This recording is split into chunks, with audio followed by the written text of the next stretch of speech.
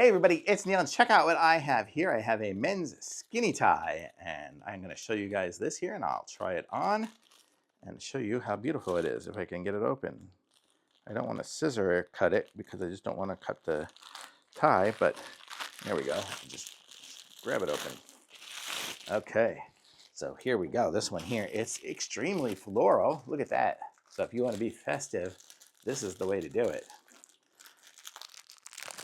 I actually have a fancy event I'm going to in a few weeks, and so I thought, hey, why not be festive? And instead of looking just plain and boring like everyone else will be with dark ties, I'm gonna have myself a flower tie.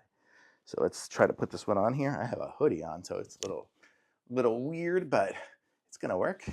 And so if you haven't tied a tie before, this is kind of how you do it. Over, wrap it around, pull it through.